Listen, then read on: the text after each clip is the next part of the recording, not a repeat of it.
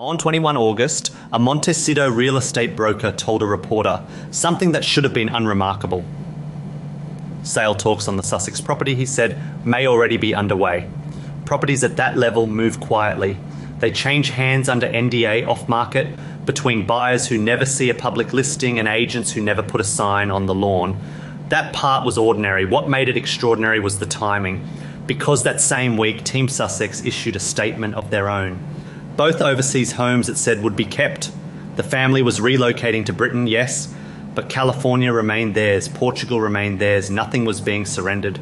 Two versions of the same week. One said the house was staying, the other said two prospective buyers had already been walked through it. And the part I keep coming back to is this. Both versions came from the same office. Not rival camps. Not the press guessing against the couple's wishes. Not a rogue agent freelancing on commission. The same business manager working from the same desk authored the public denial for one audience and prepared the off-market sales packet for another. Same signature.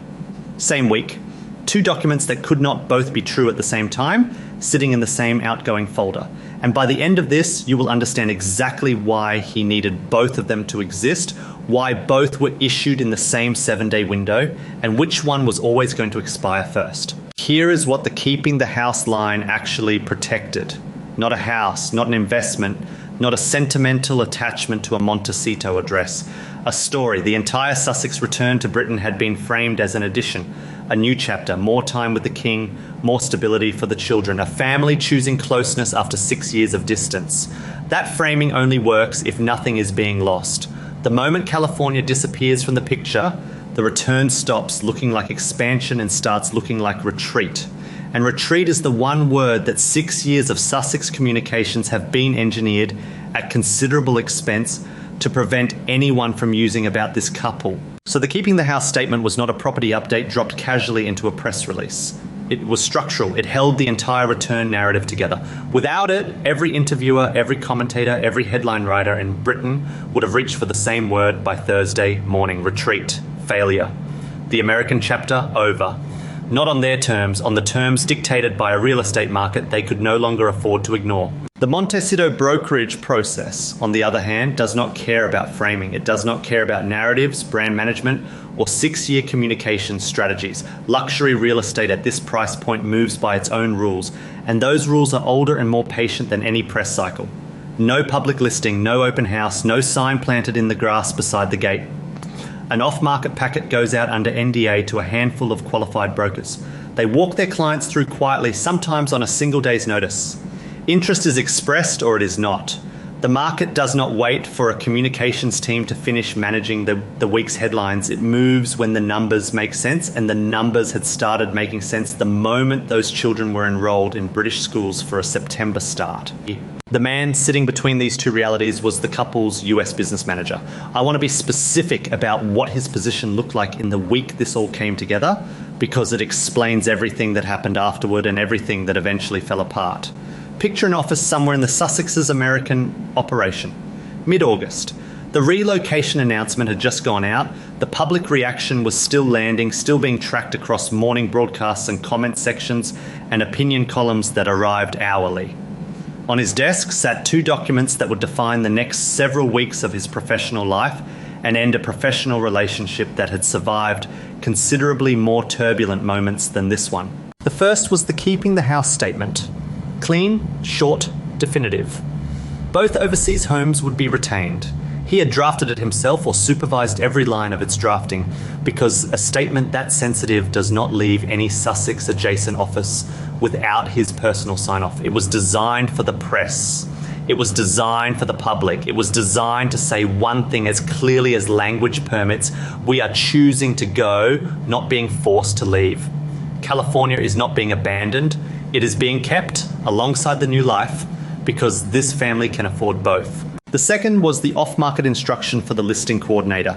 It contained the property details, the asking range, the NDA template that every prospective viewer would sign before entering the grounds, and the initial distribution list. 3 Montecito brokers, carefully selected, each discreet enough to handle a property at this level without it reaching the tabloids within the hour. That document was designed for the market.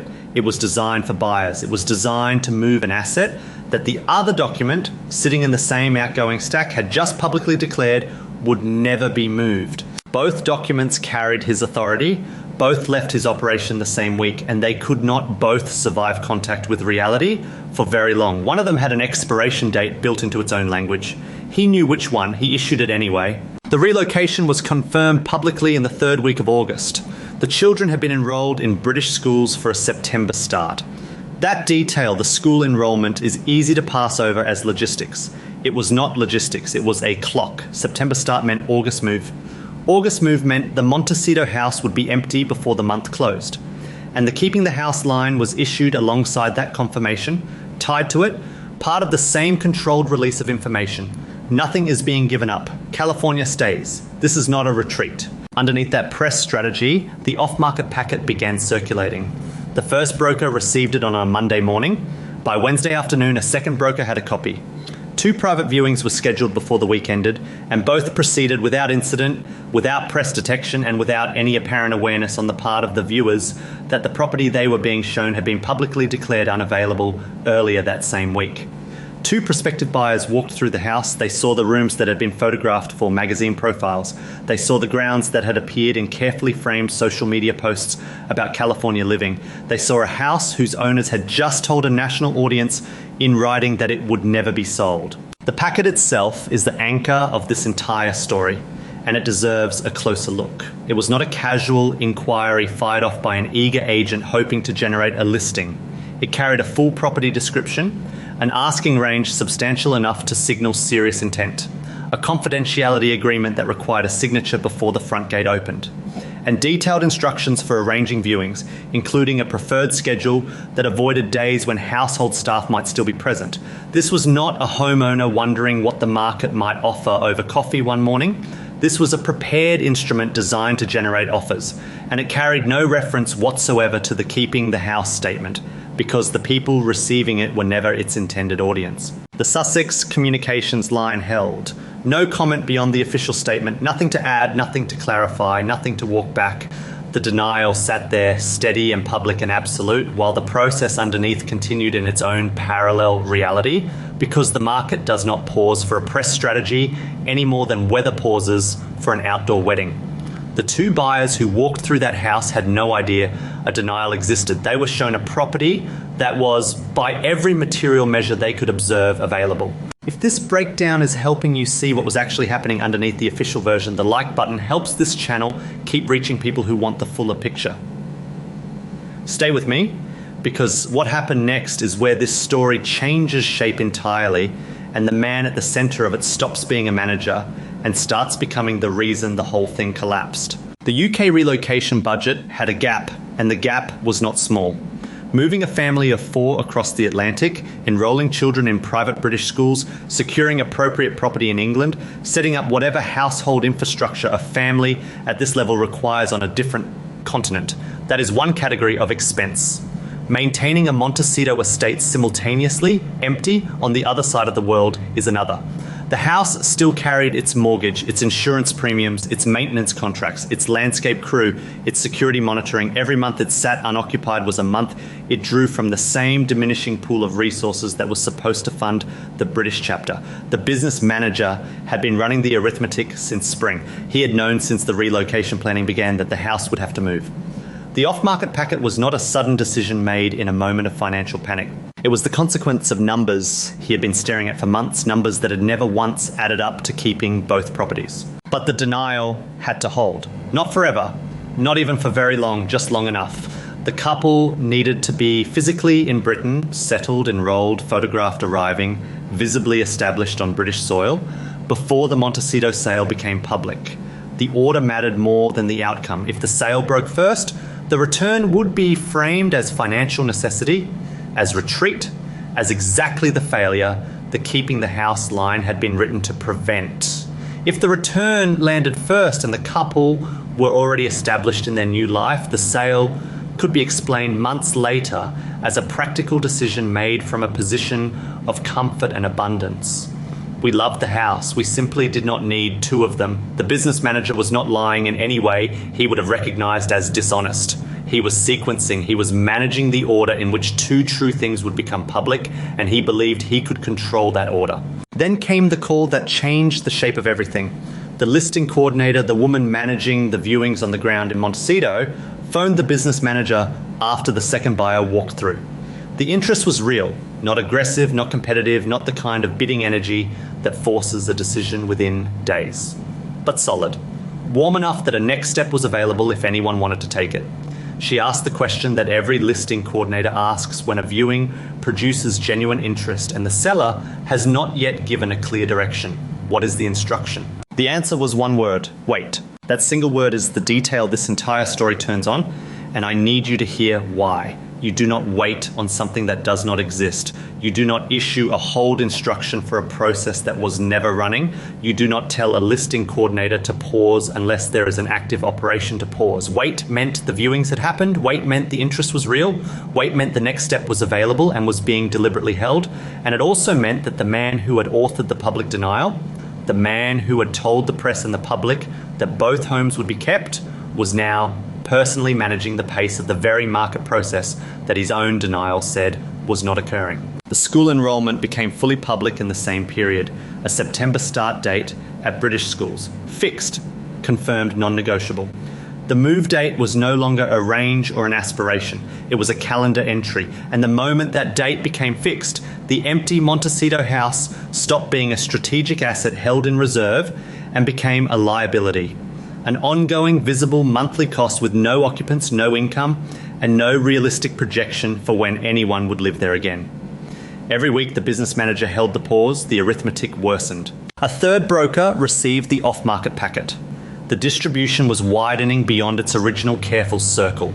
3 brokers now, 2 completed viewings, 1 expression of real interest, and a hold instruction sitting on all of it like a lid on a pot that was already starting to rattle. The NDA still bound everyone technically, contractually, on paper. But the number of people who knew about the sale had crossed the threshold where confidentiality becomes a social courtesy rather than an enforceable guarantee. One conversation at a dinner party, one offhand remark between colleagues after a long lunch, one broker's assistant who mentions a detail to the wrong person at the wrong moment. The business manager could feel the leak approaching. He had managed enough sensitive transactions to recognize the specific pressure that builds when too many people hold the same secret and nobody has a compelling reason to keep holding it. That is why he made the next call. He phoned the listing coordinator directly. Paused the process. No more viewings, no more packets, hold everything until further notice. She wrote it down, she noted the date, she noted the caller's name. She did not ask why, because the reason was obvious to anyone who had been reading the coverage that week. The denial was still current, the leak risk had grown past what any NDA could realistically contain, and the man who had authored both documents, the public statement and the market instruction, was now desperately trying to freeze one of them before it rose up and destroyed the other. Here is what the pause proved, and it proved it more cleanly than any leaked email or intercepted phone call ever could have. The off-market packet was not exploratory. It was not precautionary. It was not a business manager quietly testing the temperature of a market he might never actually enter. It was an active operation with viewings, interest, a distribution network, and a hold instruction. You do not pause an inquiry, you pause an operation. And the pause itself became the single most damaging document in the entire sequence because it contained within its own existence the proof that everything the public denial had said was not happening had in fact been happening all along. And then the pause instruction leaked. Not the packet, not the viewings, not the buyer's expression of interest. The instruction to stop. The document whose very existence confirmed what the denial had been designed to conceal. The listing coordinator confirmed what the leak had already made obvious to anyone paying attention. The pause came from the same office, the same person who had issued the keeping the house statement days earlier. She could date both documents, she could trace both to the same authority. The man who told the press the house was staying was the same man who had been orchestrating its sale, and the document that finally proved it was his own desperate instruction to stop the process before it became visible. This is the moment the story changed what it was actually about. Before the pause leaked, the question was simple and almost boring. Is the denial true? After, the question shifted to something that no press statement could answer. Why did the man who wrote the denial need it to be believed so badly? And the answer is not complicated once you trace it all the way back. He needed the denial because he was the person who had created the financial pressure that made the sale necessary. The relocation he had helped engineer, the schools he had helped select, the timeline he had helped construct, all of it required the California proceeds to work. The keeping the house line existed to protect the framing of a return that his own budget projections had made financially dependent on giving up the house. The protector of the denial was the architect of the need it was designed to conceal. That is the midpoint turn. That is where this story stops being about a house and starts being about who gets to decide when the American chapter is declared finished. The business manager lost the property mandate for both households, not quietly, not through a gradual reassignment of responsibilities over the following months as memories faded and attention moved elsewhere. The mandate was pulled, and the denial, the keeping the house statement that had held the narrative together for just long enough to almost work, was formally withdrawn, not aged out, not quietly abandoned, not replaced by a softer version that walked the original back by degrees. Formally withdrawn, and that withdrawal matters as much as anything else in this story because you do not withdraw a statement that was true. You withdraw a statement that has been contradicted by its own evidence, and you do it because leaving it standing would be worse than admitting it was wrong. I want to be fair here because there is a reading that deserves its full weight before this story reaches its final image. Keeping a house on the market privately while deciding is entirely normal at this level. Wealthy sellers test interest under NDA constantly. It is standard practice, not evidence of conspiracy. A pause could be evidence of genuine indecision rather than orchestrated deceit. The couple themselves may have been sincerely undecided. They may have loved that house. They may have hoped, right up until the final week, that the numbers would somehow work and they could keep it alongside the new life in Britain. That reading survives and it deserves to be heard honestly. But the denial was absolute. It did not say they were exploring options. It did not say the future of the property was under review. It did not say they hoped to keep the house but were considering all possibilities. It said both homes would be kept. Period. That is a definitive claim, issued publicly, in a week when two buyers were inside the property and an off-market packet was circulating under NDA among 3 qualified brokers. The process underneath was not absolute. It was active, managed, paused, and eventually leaked. The couple may have been undecided. The man who wrote the denial was not undecided. He was sequencing. Return to the packet one last time. It started as an NDA-bound document shared between 3 brokers in a quiet corner of the Montecito luxury market. It carried a confidentiality agreement that every viewer signed before entering the property.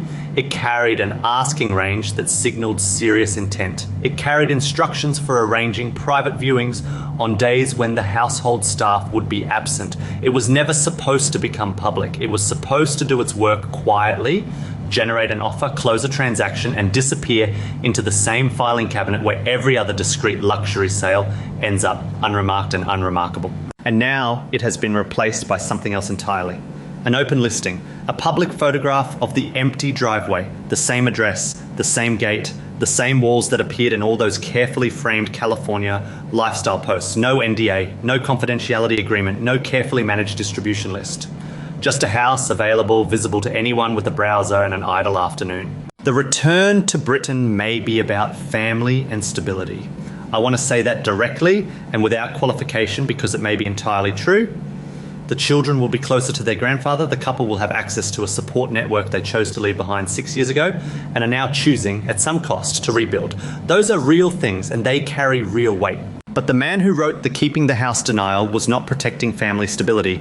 He was managing 2 audiences with 2 contradictory documents in the same week, and he was doing it because the framing of the return, the carefully constructed story that nothing was being surrendered, was worth more to him professionally than the candor would have been to the couple personally. This is how every Sussex chapter closes if you have been watching long enough to recognise the grammar. Leaving was not leaving until it was. Stepping back was not stepping back until the details forced the admission. The house is not for sale was never going to survive contact with the market that had already been invited inside. Every Sussex decision arrives first as the denial of itself. and the denial becomes the document that dates when the decision was actually made. The keeping the house line was issued with an expiration date built into its own drafting. The business manager knew it, the listing coordinator knew it, the 3 brokers who received the packet knew it. The only people who did not know it were the ones the denial was written for. The off-market packet opened this story as a rumour, a broker's account, a reporter's question, a possibility that could have meant nothing at all. It closes as a fact. The NDA has been lifted, the listing is public, the photograph of the empty drive has replaced the confidential sales document that was never supposed to see daylight. The denial had a shelf life, and the shelf life has just expired. Was this a couple still deciding about a house they love?